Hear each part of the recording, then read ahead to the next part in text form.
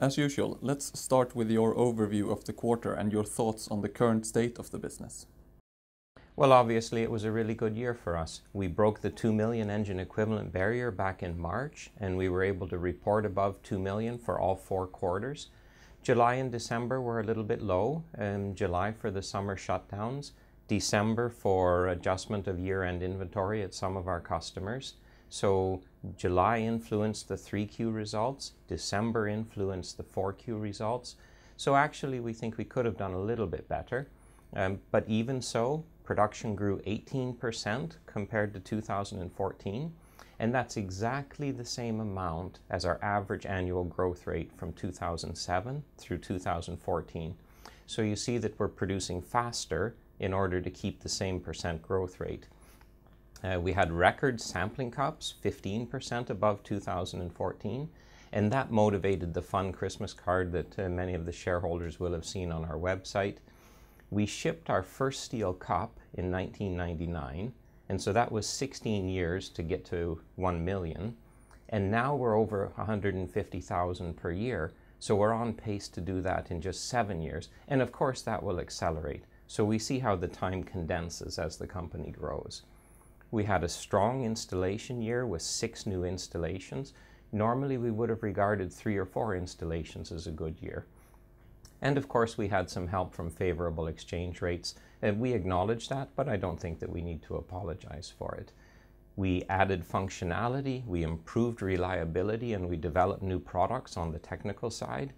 And we had a bit of fun with the development of our first aviation engine. So it was a really good year for us, and that provides us with a good start to 2016. We enter the year with more than 2 million engine equivalents. It's our highest starting point ever. So we'll benefit from that and carry it through the entire year. The System 3000 Plus that was ordered by Techseed of Brazil at the end of 2014, that will be shipped and commissioned and accounted for in 2016. So we're in a really good position. The team is happy. We just have to keep doing more of the same. We have to support and serve our customers, help to grow and promote the CGI market. We're always going to get our piece of the pie, and continuously improve the technology. And these are the things that will put the board in a position to propose increasing dividends. You mentioned the dividend as a primary objective for SinterCast. Can you comment on the company's outlook for the dividend? Well, the dividend proposal shows the board's commitment to the dividend path. Since 2011, when we gave our first dividend, until the end of 2015, the ordinary dividend has increased every year, on average by more than 30% per year. We've returned 90% of the cash flow from operations minus investments to the shareholders. And at the same time, the liquidity has increased from 40 million to 48 million. In 2015, our cash flow from operations was 20.4 million, and the proposed total dividend, 3.5 crowns per share, corresponds to a transfer of 24.8 million to the shareholders, and that's 120% of the cash flow from operations. In total, since 2011, it represents a transfer of 71.3 million to the shareholders, and in 3 of the last 6 years we will have proposed an extraordinary dividend. So again, it shows the board's commitment to the shareholders and the company's confidence in the strength and sustainability of the company. You also mentioned the CGI Petrol engine in your first answer. What is the status and the outlook for the petrol engine? Well, we had growth in passenger vehicles, commercial vehicles, and industrial power in 2015, but our biggest growth was from passenger vehicles, and that was primarily because of the ramp-up of the Ford petrol engine. It grew from a niche pre-production program at the end of 2014 to become one of our biggest programs by the end of 2015. It's now available in 2.7 and 3-liter variants, and it's also available in 6 different vehicles, 3 for Ford and 3 for Lincoln.